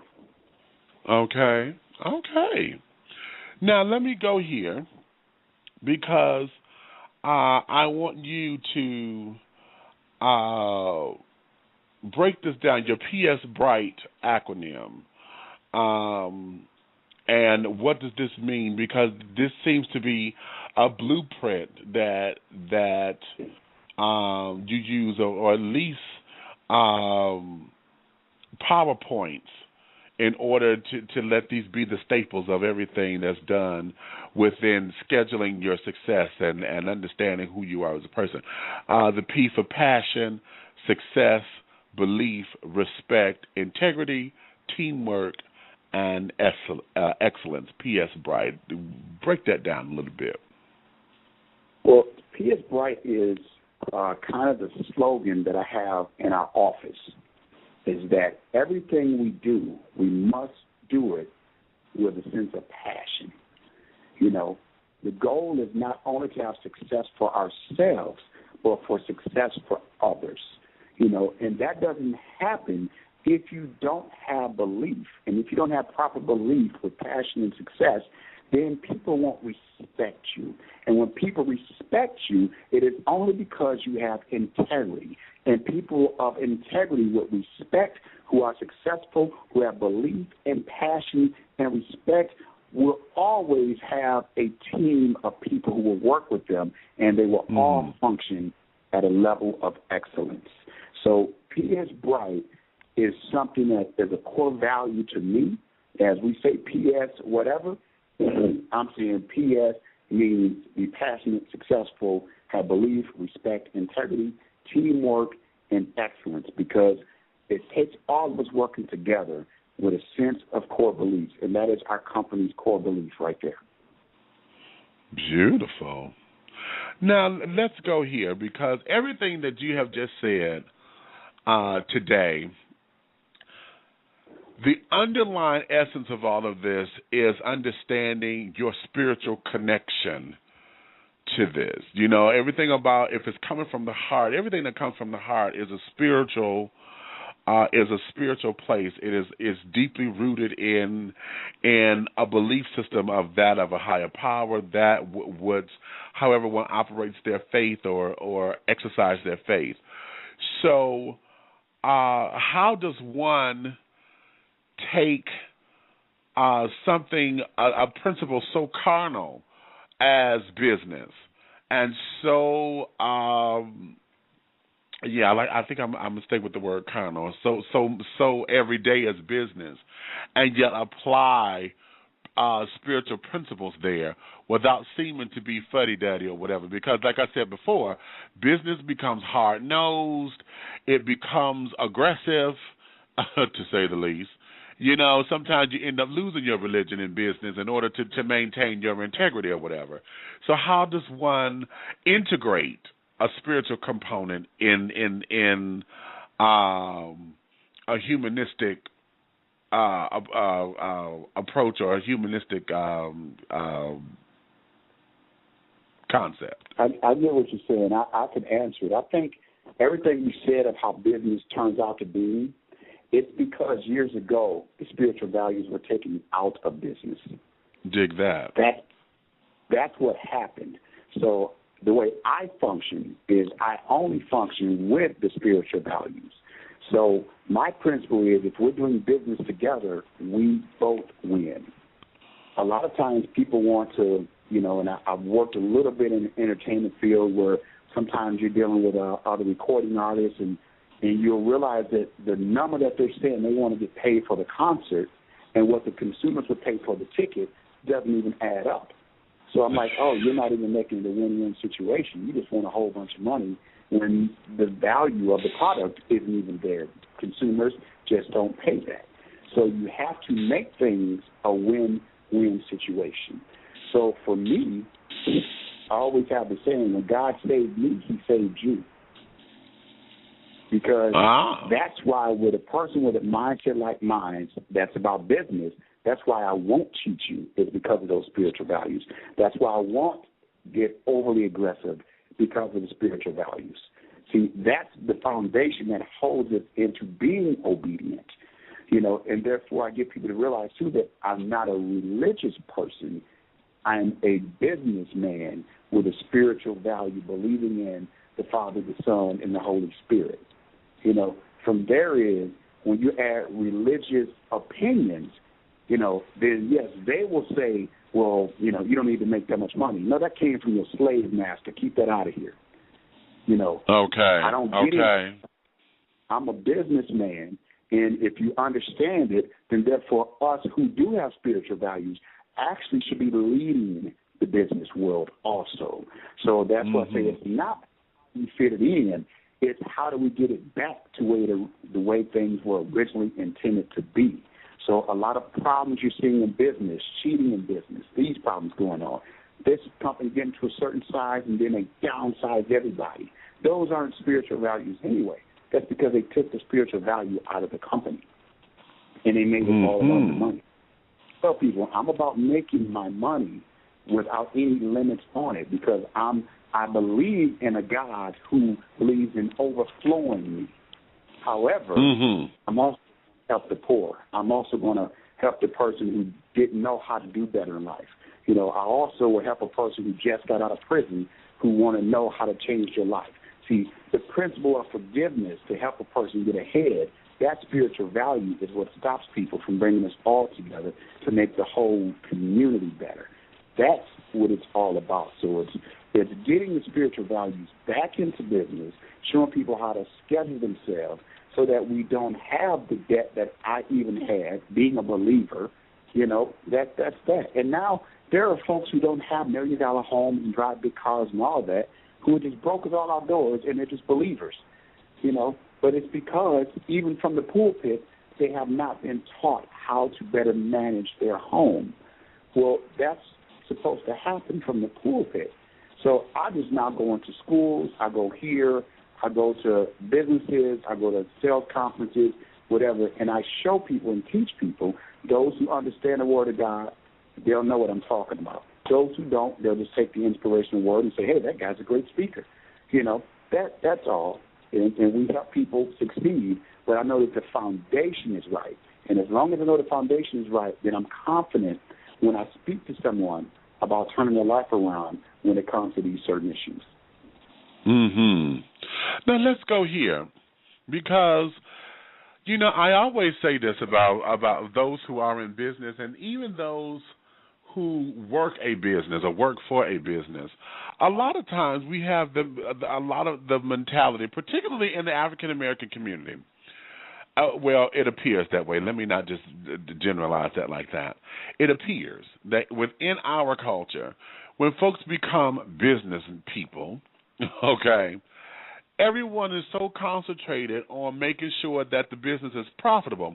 But I remember when I was in school, they told us that in order for a business to start to gain and make profit or whatever, it may take about a good 5 years before the business itself starts to see a profit, because everything that you make and that you raise, as you said before, as you work in it, it goes back into the company because you want to build it.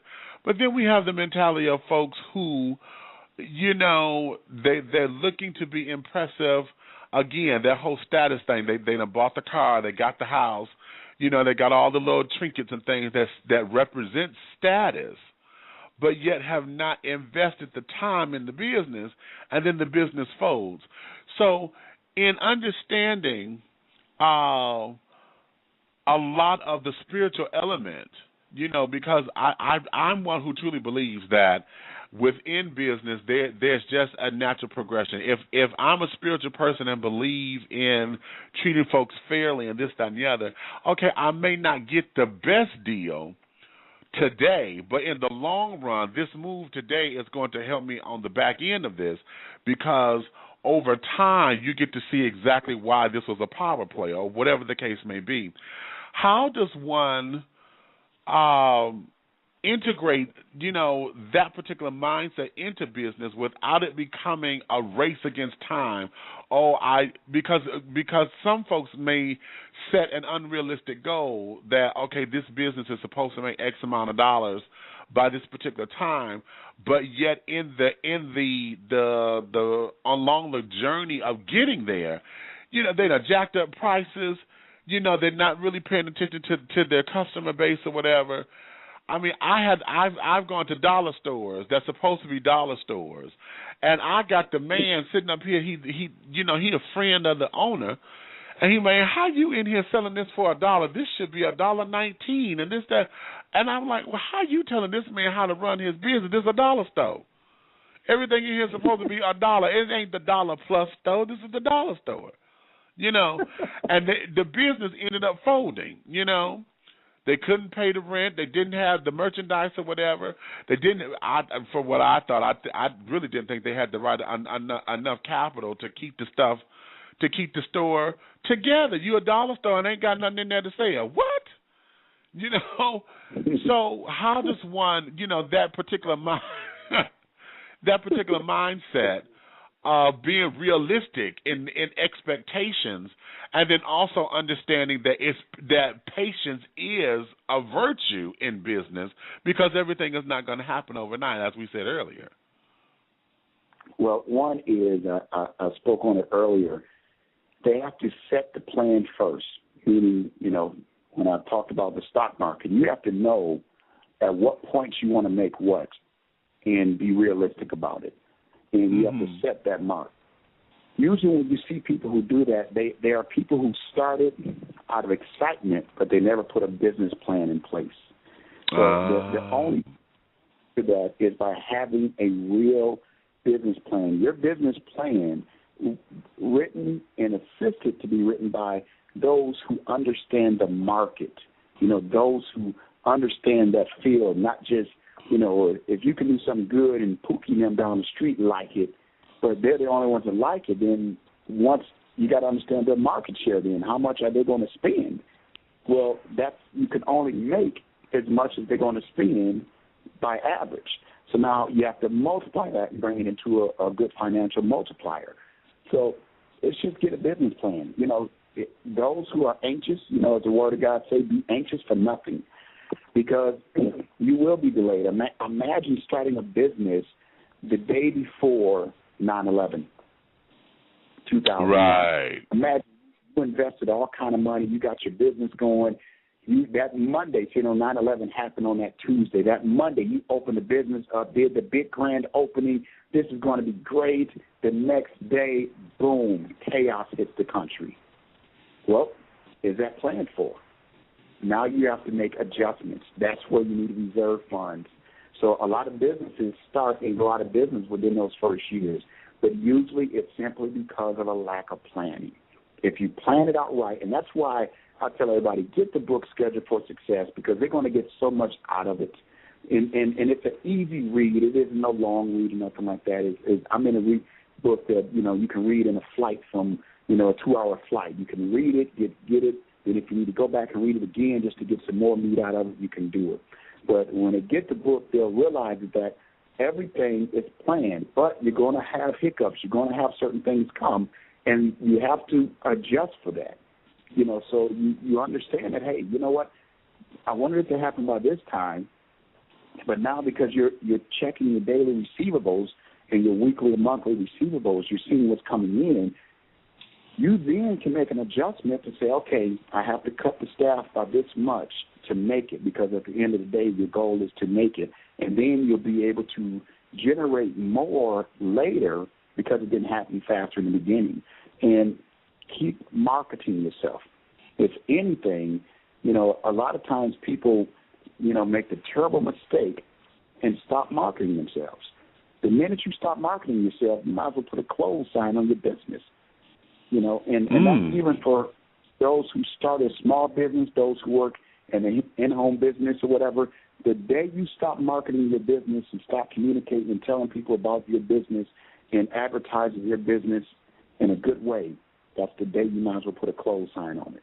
So I get people all the time, and they'll say, well Brother Paulie, I'm going to have to go ahead and do this. I'm not quitting the business, though, but I'm going to have to do this for a little bit. Well, I'm listening to them saying, well, you're just saying you're not going to be able to market the business at the pace that you should to get to the dream that you said you wanted or the lifestyle that you said you wanted. So, therefore, you might as well put a close sign on because they'll never actually hit it because for whatever you want, it takes a certain amount of effort. If you don't put the amount of effort needed to reach the goal you want, then it won't happen. So that's what it's all about. If they have a business plan and they stick to it, and don't just write your business plan, save the money. And I tell everybody this, sometimes every now and then someone will come to me and they'll want me to invest in their business. And I'll just say, well, send over to my office your business plan, and they'll want to sit down with me. And I tell them, well, I can't sit down with you, but I have an office staff. Your idea sounds great, but it's not just about your idea, it's your plan. Right. And what you realize is they're saying, we want you to do the plan. And it's like, well, no, I won't do the plan. I'll invest in the plan. But if you're not showing that you actually went and spent the $500 to $1,000 to $1,500 to an attorney or some other firm that does business plans, then why would a person invest $15,000, $25,000, $50,000 into your plan when you want to invest the measly money you need?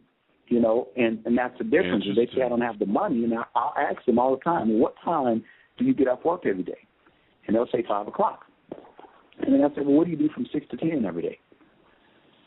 And they're like, well, usually I'm at home, I'm tired. I'm like, okay, well, the minute you desire this money to get your business plan done so that a person with money can actually look at it with some intelligence, you will go get that second job and you'll work hard to get the money you need. The minute you want certain things, you'll do something additional to prove that you want and you are worthy for an investment, to prove that your business is worthy to be in the marketplace, period. It's so many little things a person can do, and they'll learn that from Schedule for Success versus just sitting there saying, oh, I had this idea, and one day I'm going to do it. Well, we all know one day never comes. So you have to change the so it's that. We got to turn one day into today and say, you know what, today I'm going to do something to get this process going. Today I'm going to do something else to get a step closer. And if it's just 10 to 15 minutes a day of a person studying on it, writing a plan, so that way when they get the money up to go to a firm that creates really nice business plans, they present themselves worthy. Because everything is about your presentation. If your presentation looks like it's got holes in it, then guess what? You won't get the money. The business probably won't work. And if you do get the family and the rest of them to, and as you got Big Mama can cook good, and now the son gets together and say, well, Big Mama, you cook in the kitchen, and I'll start a restaurant. Well, what they didn't realize is that once everybody started coming, Big Mama's usually only cooking on Sundays. Right. Now she's got to so they didn't plan it out right, and they didn't understand the workload that it takes. So now you got somebody else in the kitchen because the Big Mama said, well, I ain't going in there today now. Y'all need to find somebody else. Now the next day you got somebody in there who can't cook as good. The integrity and the quality is down, and it's all because they didn't plan it out and think it out in the first place. So get scheduled for success so that you don't make those mistakes. Pick up who told you were broke so that you can understand the treasures in your heart, and then go for your life and live a lifestyle that you want to live versus the lifestyle that your creditors are telling you can live. Okay. Now, tell everybody where to go get it. This is your opportunity now. Tell everybody all of your everything, where they can find you, if they have credit issues and questions and want to take advantage of JMG Net Worth, myfinancialworth.com. Give it all to them. Well, one, you can always contact me direct at pauliejones.com, as we said before. That's PAULYJONES.com, pauliejones.com. I'm also obviously on Facebook at facebook.com/Schedule for Success. You can Twitter me at pauliedjones.com. So just the PAULY, then I put the D in there, and Jones. And from there, if they want to work from home, they want to get started, and they just know they need to start making some money right now, we are always looking to expand our company. And when you get into business with us, I'll come to that city and help you once you get it going. I ain't just because you sign up, come there. But once you get it going means 3, 4, 5 individuals. I'm there. My ticket, my whole expense, I'm there to help that person succeed and other top leaders in our company. So we're not like what most people have seen, but they can go to jmgnetwork.com /new wealth, and that's spelled NUWEALTH. So jmgnetwork.com /new wealth, or they just go to pauliejones.com and they can still get me and we can direct them. So my goal is to improve the lives of as many people as possible, and for those who are serious, we actually do that. And that's what it is. I just thank you for your time and appreciate your success, because obviously you wouldn't be where you are, today if you weren't doing what you were doing and scheduling success already. You asked some great and intelligent questions. Trust me, I appreciate it, because I've been on calls where I'm like, Lord help us. So thank you for your gift, your talent, and your study and your time to understand who was on your call. It is well appreciated. That's all I can do is take my hat off to you. Oh, wow. Wow. Well, thank you for that. I appreciate that. Well, this is part of my passion, because I am one, and everybody who knows me, I hate business. Okay, because it just becomes maniacal and all of those kinds of things. I can't stand it. But at the same time, I consider myself to be a business person. We can sit down, we can talk, and when it's time to take care of something, I'm there. I realize I am one who my execution may not be, my personal execution may not be at best, but I am one who's the idea person. I'm an idea man. Let's get this started. Let's get folks on it, and then I can see the baby birth. Then after we birth it, then I'm ready to go, because I could get bored easily, and that's something that I have to admit out loud. So with that, part of what I see to be a setback for me in my own personal journey is that I could get bored easily, or I could get distracted. I'll be on something and then my mind get to going and I could get distracted and then want to put energy over here and then trying to juggle and then not using my time wisely. And not trusting folks to have a team of people to work, because I would have a team, but then they get to faltering and then not doing anything, and then it's all in my lap all over again. So then I become overwhelmed, and then, stuff would not get done. The next thing I know, I'm on the couch watching whatever. That's right. Well, just when you find that good team, just show them that love and support, and have that pre-agreement in advance. It's nothing written down, but just an agreement that, hey, this is where we want to get it to. We're going to touch and agree, and we're going to go and get it to that point. And, we keep egos out. As everyone knows, if they come in my office, egos are out, because an ego will destroy your business, And from there, exactly. It's just like, well, he's smart enough to start, Def Jam back in the day, but he didn't do it by himself. So every good individual has good people around them. You get the good people, next thing you know, and they know that they are a part of the vision too, and that they can reap the benefits of working hard. In the end, once you get there, everyone wins, and that's a good spiritual value to go on. And that is a perfect way to end this. I love that. Well, all right then, Mr. Jones. Mr. Paul D. Jones, I am very thankful. I'm blessed by this. I am. Wow, I got a lot of jewels. This is going to be why I'm going to personally have to go back and listen to the archives on, because there was a lot that come out of this, and I have to go and invest in the books, because this here, just listening to you, I know the books are just that simple to read, because it just sounds real. I've never heard anybody talk about business this real before. and yes, I'm very appreciative of that. So thank you so much for your time and for coming and just dishing your tea with me, because that's, baby, we got tea today, the real tea on what this is about business. So thank you, sir, and I'm gonna let you get back to your family and your day. And hey, wow, I feel empowered. Thank you. God bless everybody. All right, thanks. All righty then. Ladies and gentlemen, I don't know what else to say. I really feel empowered right now with this, because, just the realness of all of this has just let us know that, okay, this is what this is, honey. In order for this to happen, you have to be real, and you have to set goals, and you have to put. See, Oprah and them said this, and I've taught this lesson and stuff. You have to put yourself on the schedule.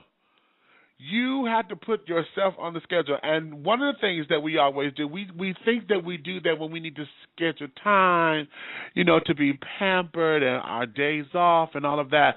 And that's cute. But we have to take that same lesson and take it across the board so that we are completely well-rounded. That's one of the keys that is uncovering itself and is starting to unfold. As we look at life today, you have the same principles apply. You just have to now apply them across the board. It don't just work in one area. It can work in every facet of living. And we just had that outline right here. So I encourage you, please go to www.paulyjones.com. That's PAULY Jones.com. And you can get all of the information on how to get both books. Who Told You You Were Broke? I love that title. I love that. And Schedule for Success. I love that too. Just in this. I'm telling you, I'm feeling very riveted right now. Y'all know how I get when I get bouncy, because this is a jewel. These are jewels. These are real jewels right here. So I encourage you to do that. Go check out both books. As a matter of fact, why don't we do this? Since we just talked with Mr. Jones, why don't we make that the book club, the books of the month for the next month? And we're going into Black History Month. So how beautiful is that? Going into Black History, why don't we do that for ourselves and for history this year?